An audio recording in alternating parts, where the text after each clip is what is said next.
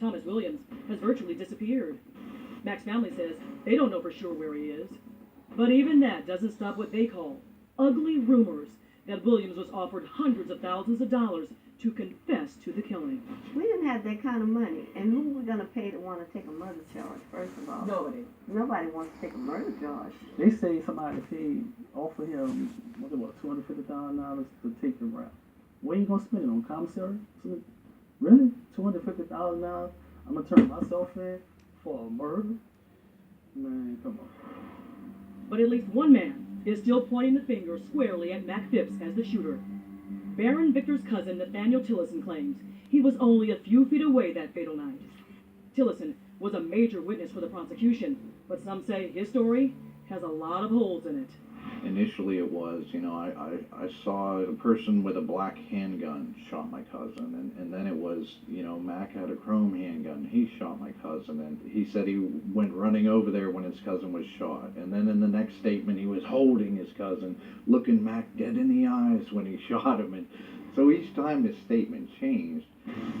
Up next, Mac fights back from behind bars. I don't care if I never make $1 million. Again, I just want to be with my family. And the son, who's never seen his father out of prison, waits for the day his dad can walk free. When I'm with my dad, I'll be happy.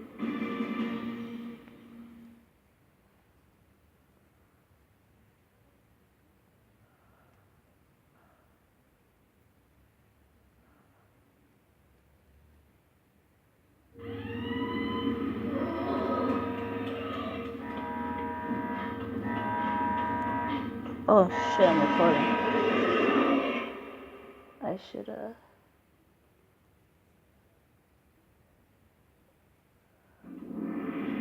Rapper Mac Phipps is behind bars for killing a man. And witness for the prosecution, Nathaniel Tillotson, played a big part in putting him there. They had no evidence whatsoever suggesting Mac was a killer. All they had was a statement of some individuals alleging that Mac was the shooter. But Mac's attorneys say the testimony of the star witness Tillotson is false. And what's more, they claim the prosecution knew it was false all along. Ultimately, when he testified under oath, when he was perjuring himself, he said that he looked Mac right in the eye as Mac shot his cousin, Baron Victor Jr. Despite those allegations, Nathaniel Tillotson has never been charged with perjury. We tried repeatedly to reach Tillotson for his response, but simply could not find him.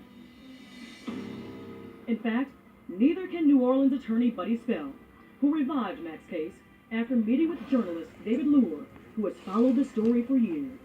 And the legal team met with Mac in prison too.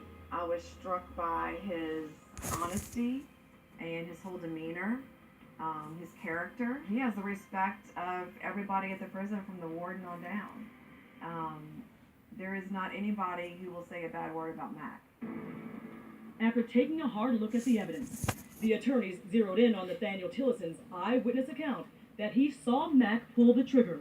And what they found could very well Mac free at last. The state was well aware that there was a witness willing to testify to the jury that Nate Tillotson could not have seen what he swore he saw because he was in the parking lot at the time. And that witness named Jerry Price, a cousin of Tillotson, gave a signed affidavit to Spell saying that he was with Tillotson in the parking lot, nowhere near the shooting. And it was buried because the government case would have fallen apart if Jerry Price had been allowed to come forward. What they did was lock him up in a jail out of town until after the trial was over. And that, says Spell, is a major legal no-no. I didn't make the rule. The Supreme Court of the United States made the rule. If you've got evidence which tends to show that the defendant did not commit the crime you are charging, you have to turn it over to defense counsel. And they didn't do it. In fact, they went out of their way to hide it. They cheated. Based on the Jerry Price affidavit, Spell says he has made several appeals to the state parole board seeking clemency for Mac. And he says the government recently returned the application, calling it incomplete because it did not include Mac's prison conduct reports. This guy who's been in prison nearly 17 years doesn't have a conduct report to send them. You've never heard of a guy that's been in prison this long who doesn't have a conduct problem. He's got nothing. He's got a clean record. He had a clean criminal record before. And Crime Watch Daily also reached out to the DA's office. We asked about all the accusations of witness intimidation and the alleged withholding of the Jerry Price testimony, and we got a very short response. The DA's office wrote, "There has been no new evidence presented to the court, and therefore no basis to question the decision of the jury." Nobody from the DA's office reached out to any of these witnesses, so they dismissed all of this new evidence without even bothering to look into it. His attorneys say it would be in violation of the Louisiana Department of Corrections for Matt to talk about the case, but we were able to ask him about his life behind bars. Hi, Mac. It's Andrea with Crime Watch Daily. How you doing? I'm doing fine. How are you? Some people would be bitter, angry, have revenge in their heart.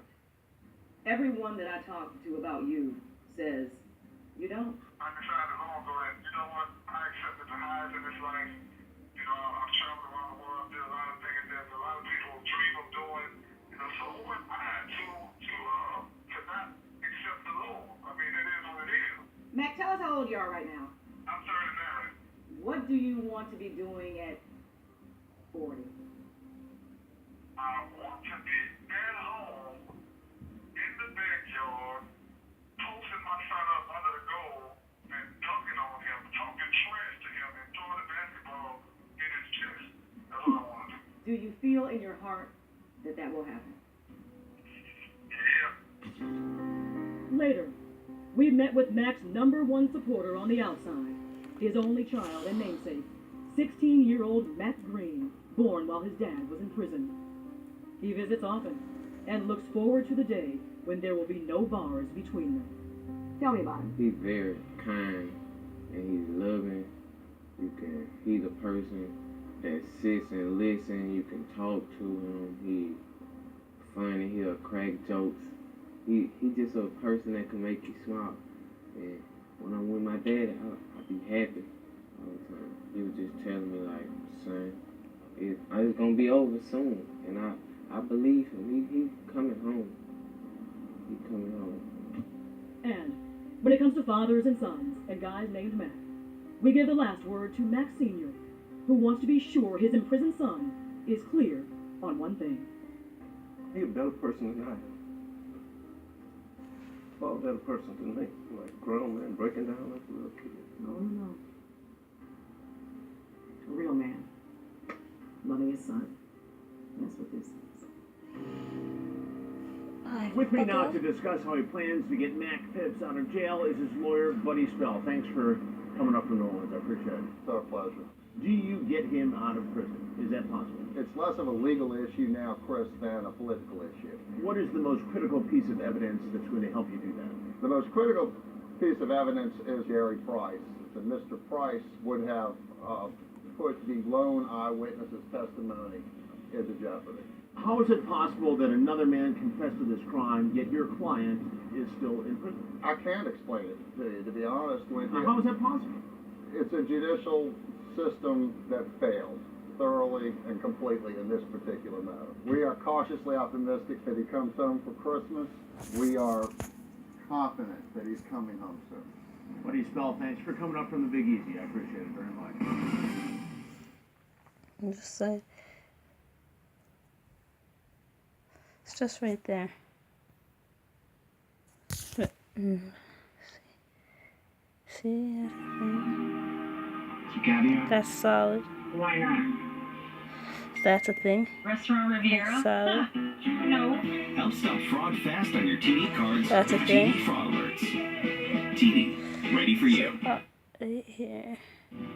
Being Carrie Owsley's big sister was a role Cheryl Owsley Jackson took seriously from the very beginning. Tell me about Carrie. Carrie was just the happiest-go-luckiest kid you ever met. I was bossy, so I bossed him around a lot. Into our lives, he looked to me for advice and counseling, and we were very close. Carrie's mom, Rosemary, was proud of the boy she raised and the man he'd become. Carrie was good-hearted. He believed the best in people, even if they had made a mistake. How would you describe Terry as a father? He was loving, caring. He taught his son everything he knew. Logan, tell us about your dad. Always happy, always smiling, always laughing. Right there. See it? He always... Lisa, her son's mission, believing the evidence points not to suicide, but foul play. The evidence does not show that Cary Owsley killed himself. The evidence shows somebody shot him. And attorney Trent McCain is helping them lead the charge. Why'd you get involved? Voltaire said, to the living we owe respect, but to the dead we owe only the truth. And when I heard the facts and circumstances behind this case, I was compelled to get involved. Starting with the court battle to get Cary's body exhumed. Why did Lisa fight you in court, opposing you to get the body exhumed? It's a very good question. Why not say, let's let Cheryl Jackson exhume her brother's body so she can see he killed himself? But no, his wife and the coroner and the city fought that exhumation to the end. In the end, all parties agreed to have Cary's body exhumed for an autopsy. This is getting us one step closer to the truth. This is our victory today. But Cheryl's battle is far from over. 2 independent doctors would perform the autopsy. One court-appointed, Dr. Scott Wagner, the other hired by the family, famed pathologist Dr. Werner Spitz. Their findings? Dr. Wagner concluded, there is no evidence this death is a homicide within reasonable medical certainty. Dr. Spitz's conclusion was undetermined. A setback for Cheryl and her family. But then, Dr. Bill Smock, a police surgeon from Louisville, Kentucky, hears about the case and agrees to take a closer look. Police surgeon. I gotta say, I cover many stories for Crime Watch Daily. Never heard of that title specifically. I did a training in the Scotland Yard, and they have physicians called police surgeons that assist the police in the investigation of violent crime. So when I was creating the first forensic program in the United States for living forensics, we borrowed the term police surgeon. So you're an expert in this field? In forensic medicine, yes. And I know viewers are asking, are you being paid by the Owsley family in any way? No, this was a pro bono case. What was your determination? There isn't enough evidence to determine whether it's homicide, suicide, or stage C. But the sheriff's office says flat out this was definitely suicide. Well, I think the sheriff's office may have had a little case of tunnel vision because there are unanswered questions from a forensic standpoint. Dr. Smock agreed to take us through his findings and the questions he still has, in more detail than he did under oath in his deposition. Crime Watch Daily cannot independently verify any